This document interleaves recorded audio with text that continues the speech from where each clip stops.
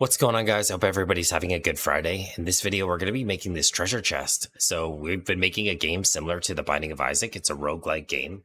And in the last couple videos, we added coins to the game. Makes sense that now we're going to add a treasure chest. So you have something to get the coins out of. And obviously, there's going to be other things that come out of the treasure chest, like keys, bombs, hearts, items, treasure chest stuff. But if you guys are enjoying my series, make sure you like my video and subscribe to my channel.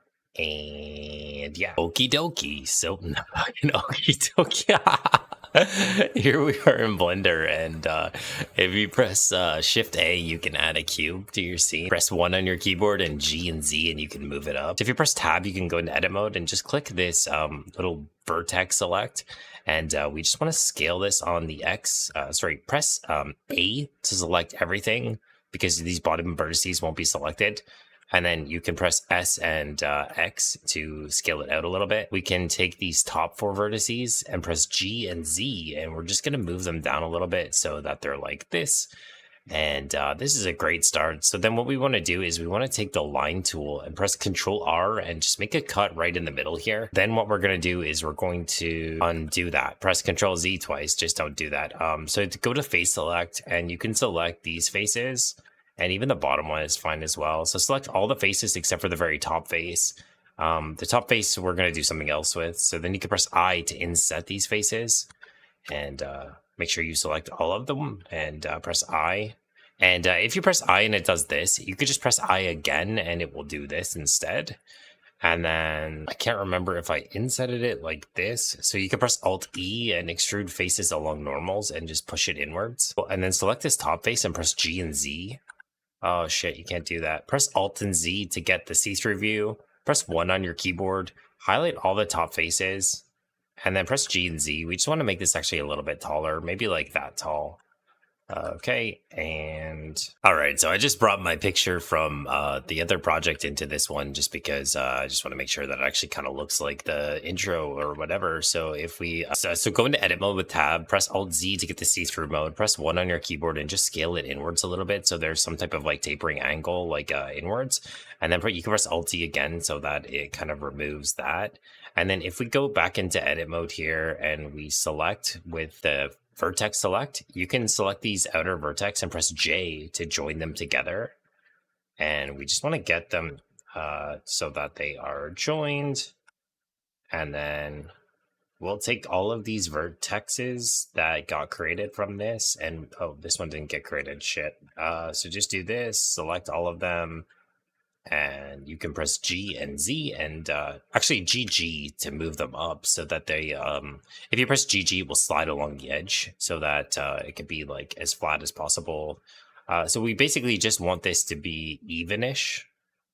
Yeah, and then you can go to face select and you can press Alt and click on one of these lines and then select. So you just press Shift and highlight all of the edges here.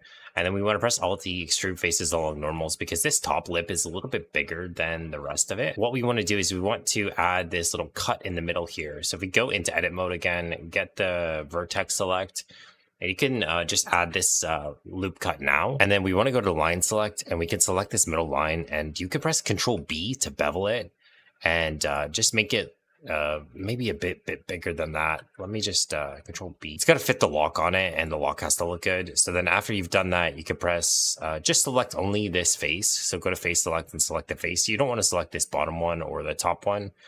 So you can press Alt E, extrude faces along normals, and this should come out just close to the edge of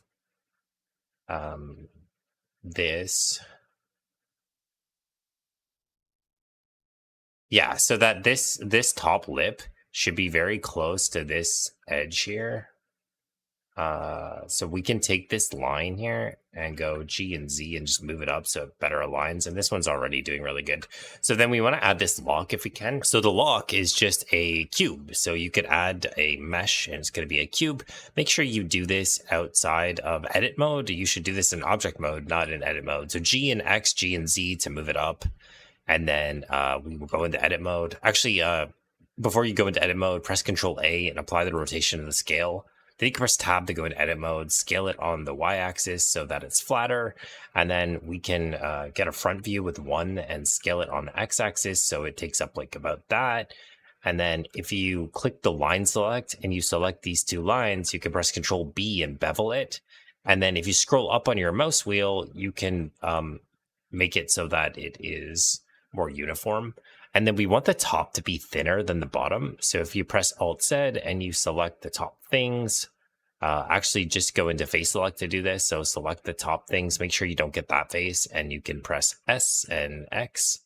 So you can scale it down a little bit. And then these two bottom things, they need to be beveled a little bit too. So you can press Alt-Z to get out of X-ray mode. Select these two bottom lines and press Control B and just bevel them a little bit.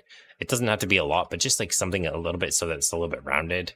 And then we want to add this keyhole in the middle of this. So to do this, what we can do is get out of edit mode, press Shift A. We'll add a plane to this, press RX90, scale it down, G, and we should have pressed Shift and right click on this first so that it appeared on top of it, but we didn't. So just G and X, G and Y, G and Z until you get it in front of this. And then you can go into edit mode. If you right click this, you can subdivide it twice.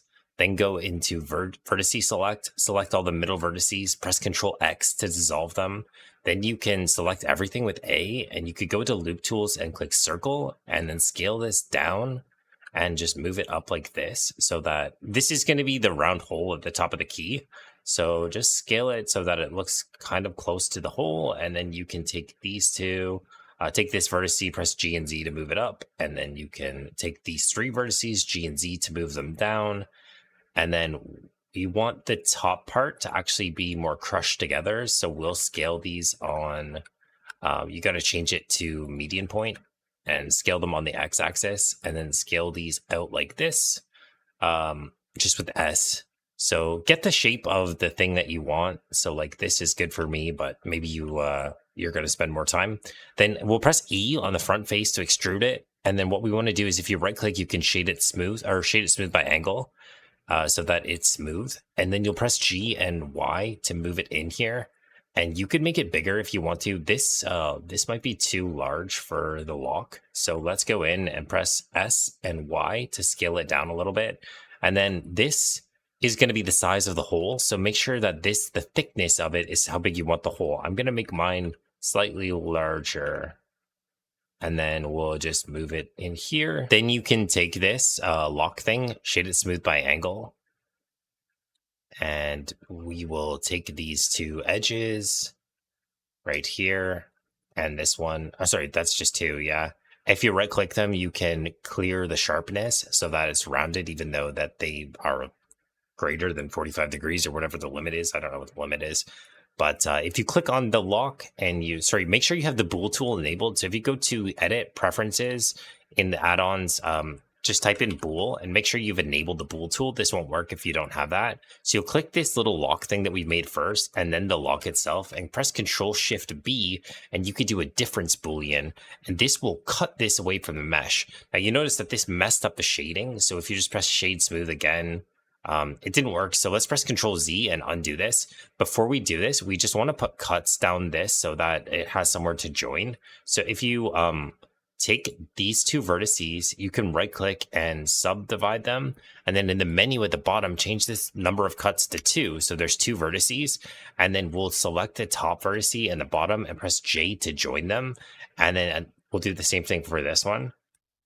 And then for these two, we'll do this as well. So this will add points for our Boolean to join the mesh so that it doesn't look weird.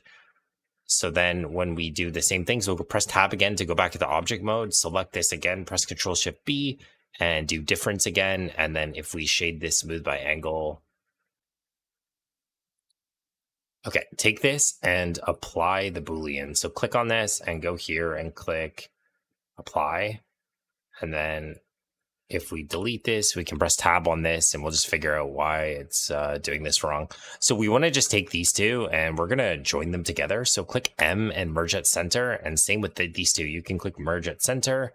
And then if you click this again, it should fix itself.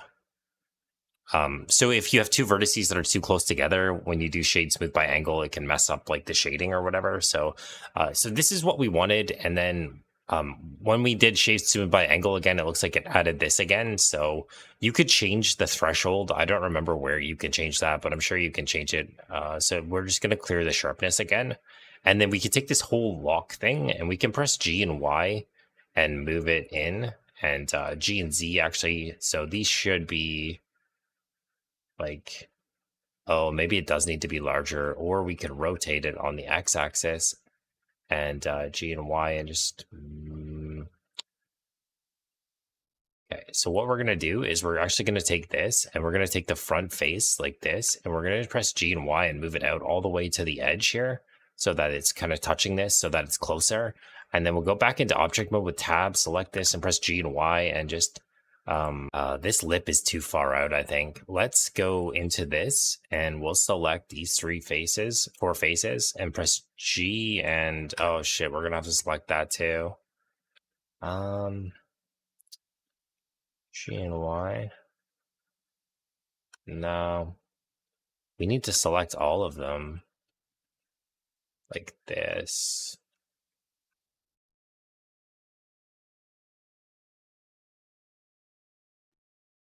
Don't know if that will work. Let's see. G and Y. So that there's like barely an overhang. No, it looks like we didn't select this bottom face here. We have to select these two as well. So G and Y.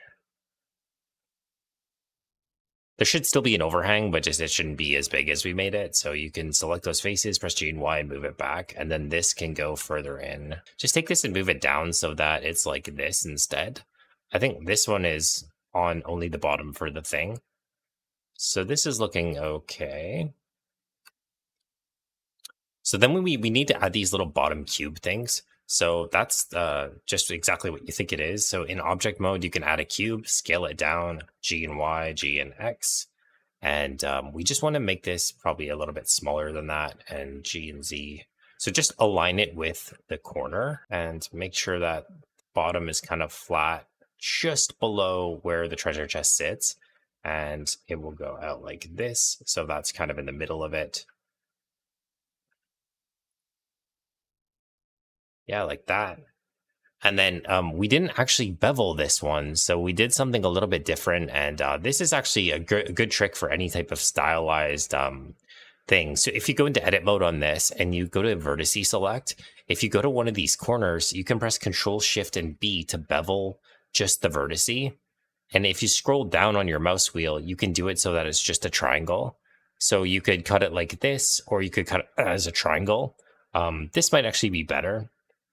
So what we're going to do is we're actually going to do this to all of these vertices at the same time, hopefully. I'm not sure if this will work. We'll see. Control Shift and B to bevel the vertices. And you can make it kind of like cut off. So it looks pretty cool like that. Let's just make it a little bit larger than that so that it's more noticeable. And then, so this face is a little bit flat. So we're going to take these two vertices and you should be able to bevel them. So Control B to bevel and scroll down on your mouse wheel so there's not so many cuts. And we want to do this for all of these that we're able to see. So just so that there's like a line instead of it looking like this. So we're just pressing Control B to bevel. And we could, of course, selected all of these at this same time instead of doing it this way, but yep.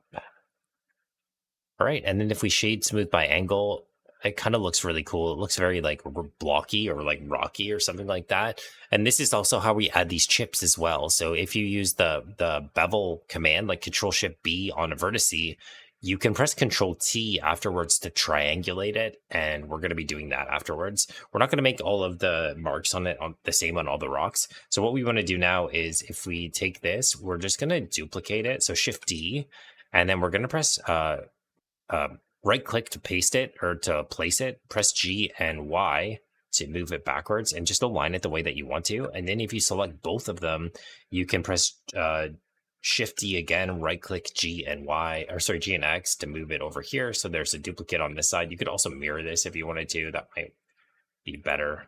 And then, yeah, we have the bottom little rock things. Okay, so we're going to go into edit mode. And if you select the line, so use the line select this middle line, press Control X to dissolve the line, and then go to face select the top face. You can press I to inset, and then you could press Alt E, or sorry, just E itself, and you could extrude this downwards to near the bottom of the box. Then you can scale it so that it's inside of the box and none of the mesh is overlapping. So this is the base shape for our treasure chest. So then if we go still in edit mode, just go to line select and press Control R. And then we just want to scroll up 3 times. These are going to be the wood plank things. So then after you're done that, you can left click and then right click, and then just select only these lines that are filling the gaps. And we can select all of them. Actually, take this line first at the back. We're just going to dissolve this. So Control X to dissolve the line. And then we can take all these lines on the outer thing or whatever, like this. And we will Control B to bevel them. And this is going to be the gap between the wood pieces. So I think this gap might actually be a little bit large, but you have to remember when we're looking down at this in our game, it's really hard to see the details because it's like we only have like a small angle. So we do want these gaps to be relatively large. This is not how large I would normally make them. And then we just want to do Control minus. Oh, that didn't work. Oh, it's because I don't have face select selected. So let's press Control Z and go to face select first, and then press Control minus. Now, I was hoping that it would lower the selection. So Control minus, if you press select more, there's like an option for select more. It will select everything around the vertices or the faces. But anyway, just manually select these lines, and then you just want to press Alt E, extrude along face normals, and then we can pull them in, but we don't want it overlapping with the inside of the chest.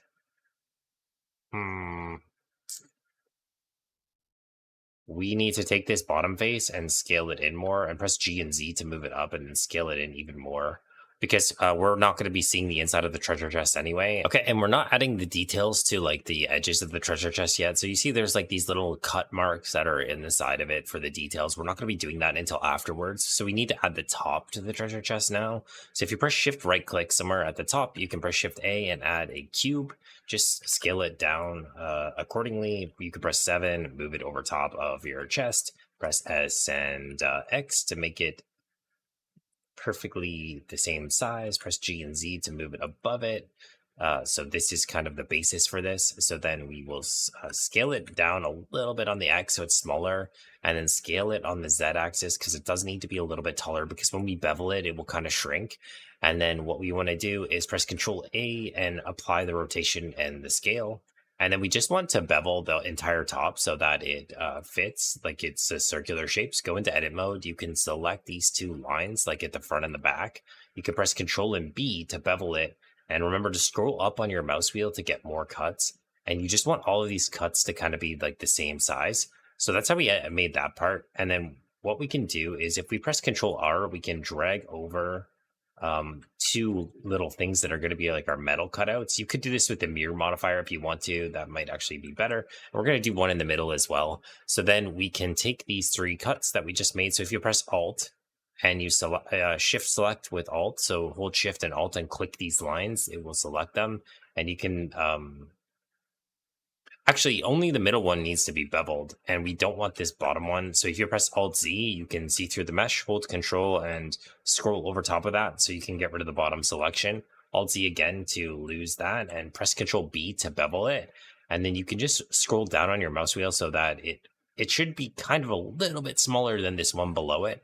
And then what we want to do is, these are actually not extruded to the same size. The outer ones are bigger. So we just want to go to face select all these faces. Again, skip the bottom one if you can. So Alt Z and then select the bottom one and just skip it. And then you could Shift click this one, and you could hold Control and click this one. And that didn't work. So Control Z and just Shift select. Make sure you just select the outer faces, not the bottom face. Because when you're extruding it, it will extrude the bottom one too, and it will look bad. Then you can press Alt-E on your keyboard, extrude faces along normals, and this is the metallic ridge. So just make this as big as you want to make it. I think that's actually too much. Let's just do actually the whole thing just needs to be scaled on the y-axis a little bit. And G and 7. So you get 7 to get a top view, and just make sure you're locking it on X and Y when you're doing this so that you don't move it off into a weird thing. But yeah, so we just need to do the same thing where we're selecting the faces and we unselect the bottom face, and then we just press Alt E and extrude faces along normals, and it can overhang just slightly the edge. Yep. And then select these outer faces, these ones, and then you can press Alt and E to extrude them along the normals, and they just need to go inwards so that you create this kind of thing. And I think that's too wide, so let's Control Z that, and we will scale Shift X. Oh yeah, that's it. And then G and Z and move it down. So yeah, so then we want to do Alt E, extrude faces along normals, like, and then there's an extra face at the bottom here now because of this extrude, because this should have went in with this. So we can just dissolve that face, maybe. Let's delete the face. We delete that face too. And then we'll delete this face, and we'll delete this face too. And then we can press A and G and Z and just move this up and just see what we've done, because yeah, we cut this the wrong way. So let's just go and select these vertices, and we just want to fill in these holes that we just made by, oh shit, by deleting them. Take these vertices, and then scale Z0 so that they're exactly flat. And then you can just press F and it will fill it perfectly. So then you have to do the same thing on the other side. So take these vertices, all of them, and scale Z0, SZ0, and then you can press F and fill them. And then we could take the whole thing and just G and Z to move it back down so it aligns with the treasure chest top, and scale this out on the x-axis so it slightly overhangs the treasure chest. And then we'll make it a little bit bigger, and then just the bottom of it needs to actually be scaled inwards. I'm pressing GZ to move it up, and we just want to select just the bottom like this and scale it downwards on the X so it has like some type of like taper towards the middle, and then you can select everything again and press G and Z and move it back down so that we kind of have that going on. And then we have this middle thing as well. So if you go back into this, we need to select these middle things. So you can press Control and click to select the closest path, like the quickest path to it, and then press Alt E and extrude faces along normals. All right, perfect. So that's the basis of the top one. Okay, and so the next thing we need to do is we need to bevel these edges the same way we did the bottom one. So if you select just the edges in the thing, we're just changing these into wood, right? So these are like wooden. We can select them and Control B. And again, just make it kind of small. And then you don't want to bevel like these little triangles that get generated. We want to leave those. So we only want the inner ones. You could press Shift G and select by area probably, because all of them will be the same exact area. And then you can press Alt E, extrude faces along normals, and just move them in a little bit. Perfect. And then we want to do this on this side. This is wood as well. So only these outside things are metal. So if you click this, you can go into point select. And then we just want to select these bottom two. And you could right click and subdivide. Turn the number of cuts up to 3. So you got 3 little dots here at the bottom. And then we can take these this top one and click this one and press J to join them together. And oh shit, there's 4 of them. Whoops. Okay, let's go back. So subdivide and do 4 instead of 3. And then this one can go to this one. Yeah.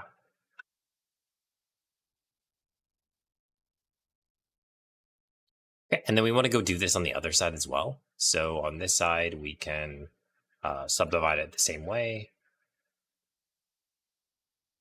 And again, you could use the mirror modifier for this. So you probably could have saved a lot of time if we just used the mirror modifier instead. Make sure you hit J and not F. J will join them, F fills it. So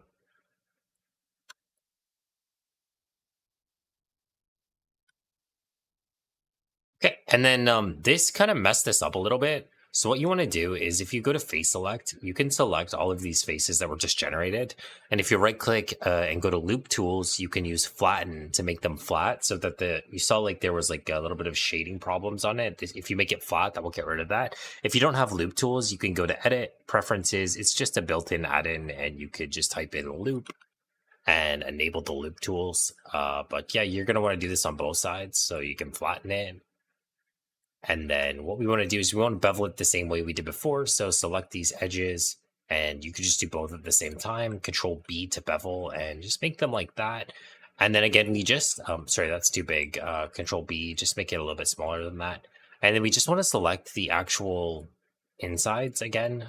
So we're not insetting the little triangle part that's like attached or whatever. So you can extrude along the face normals and yeah. So then I added these little triangle things as well. So if you go into edit mode, you can press Control R and add a loop cut in the middle of all three of these. Right. So then if you go to the point select option, you can select every other point all the way up. Yeah, that's fine. So then you could press Control Shift B like we did before. And this is how I made these triangles. So yeah, just make them whatever you want to. Extrude faces along normals. And you could press Control B afterwards to bevel them and add like a thing. Make sure you zoom, like pay attention to how many lines are there. So if you scroll down your mouse wheel, you can make it less cuts. And if you scroll up your mouse wheel, you can get more cuts. And the more cuts there are, the more detail there will be. So something like that looks good for me. And then I added all these chips along like the stuff. So like at the bottom here, you can see like there's a cutout here and a cutout here and a cutout at the top. So if you go into this, it's just the same concept. So to make a cut here, you need to have like a loop for you to actually cut with. So we could do that and just press GG on the bottom one to move it along the bottom so that it's actually straight. And then we could take this one and it has to be this way as well. So if you press K, you can cut and just cut from here to here. The only way this works is if there's 4 sides, because then it makes a triangle. If you don't do 4 sides, then it will look weird. So then if you select this one, you can press Control Shift B the same way we just did there. And you can scroll it up or scroll it down or whatever. And after you place this, you could also press Control T to triangulate it. So that will change how it looks. So let me just Control Z this and this looks better if there's only one cut. So do it like this. And then if you press Control T, you can see what it's done. It's added extra geometry here to turn it into triangles. And it was a quad before, and now it's a triangle. So it actually like cuts in differently. So some of them you should triangulate and some of them you shouldn't. But I just went around the entire object and put these everywhere. So I'm just going to time lapse now and we'll add that.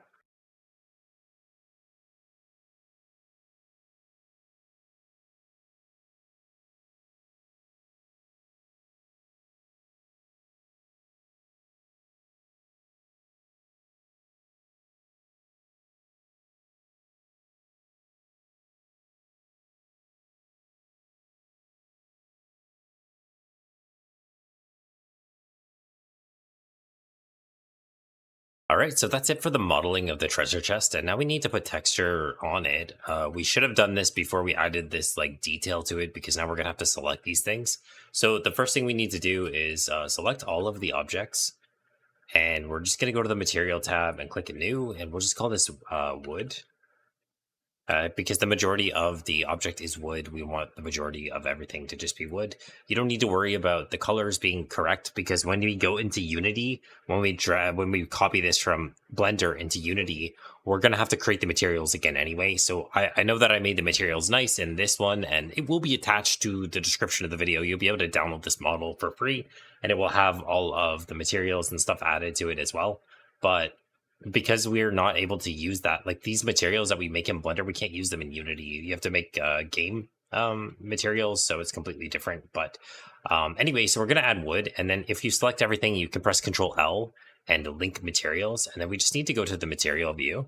So if you've done this right, everything should immediately go to this brown color.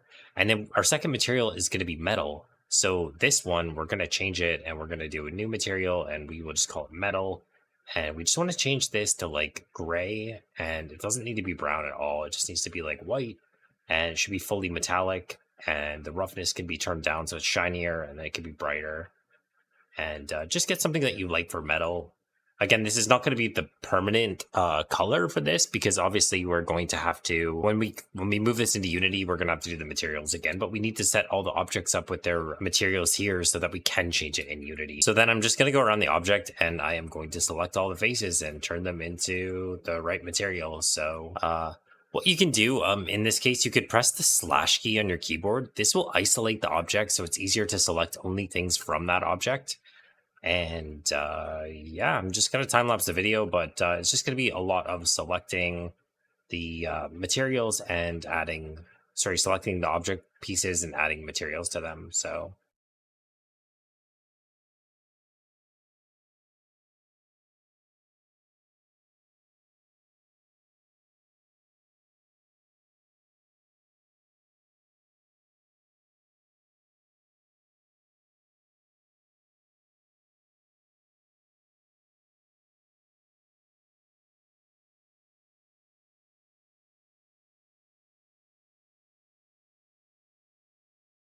okay, and after you're done setting the material, you'll notice that because it's metal, it's very shiny, so any of the imperfections in the surface are going to be more visible.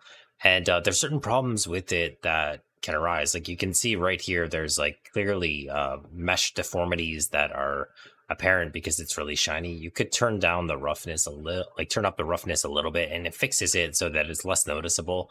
And it will be less noticeable in Unity. But there's another thing that you can do. So you can see here that like this is a hard line, right? But the metal would not be a hard line here because it's curved. It's supposed to be curved all the way around. So anywhere where you have like these hard lines that you don't want them, if you press tab and you select the lines, you can right click them and click clear sharp. That will get rid of the sharpness so that it's not so sharp. And then anywhere like here where there's like just too much like reflectiveness, you can take the knife tool. If you did this in all quads, you could just put a loop cut, and it would fix it. But you could take the knife tool and just cut across here. And when you do that, it will get rid of that. And you could do it around here as well. I'm not going to go hyper into detail because I did that on the other one, but this is what you can do to fix this type of like deformity where it's just kind of like the shading is wrong.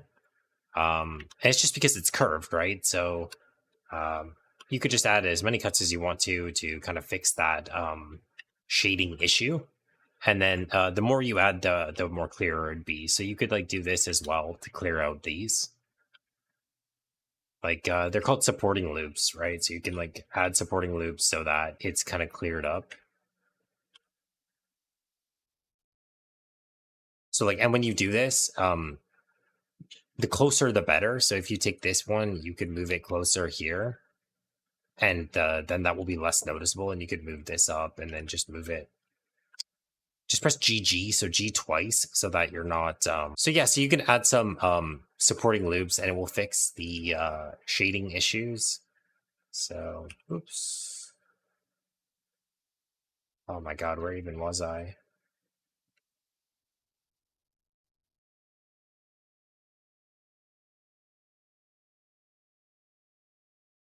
But yeah, I'm not going to go too crazy into that, but you can see that that will take away some of like the bad shading. So like if you add supporting loops, and then anywhere where it's supposed to be sharp, it should be sharp. Anywhere like this right here, this is not supposed to be sharp. So you can select the edge and clear sharpness. And you just need to go around the model and make the parts that are supposed to be sharp, sharp, like the edges, and make the parts that are not supposed to be sharp, not sharp. And that will fix like the view of some of these. But yeah, so I mean, this is all I did to make this. I added a gradient to the one. I did use different colors and stuff like that. I added a gradient to that. I'll quickly show you how to do that. So for the wood itself, if you drag a new window like this, you can edit the shader editor. And let me just press N, and you could press Shift A and add a gradient texture. And if you press Control T on this, if you have the Node Wrangler add-on enabled, you can drag from the object to the vector. And then you can drag this into a color ramp. And then you can press Control Shift click on this so you can see what the ramp looks like. So it defaults to the wrong direction. So if you change the Y to 90, you can see it goes top to bottom now. And you could do like a dark brown at the top, or maybe like a light brown at the top. No, dark is better. So, oh, this is the bottom. So we actually want the bottom to be like lighter, and then the top could be a dark brown. And so that's kind of how I got this. And then I added and then the bottom one is too light, so we'll make that darker so it blends better. And then I also did this for the crevices as well. And then I also added ambient occlusion, I think. I'm going to post the one that I have in the description of the video for free so you can download it. But you, like I said, you can't use this in Unity, and we're making this as a game asset. It's not really a render for Blender. It's meant for our game.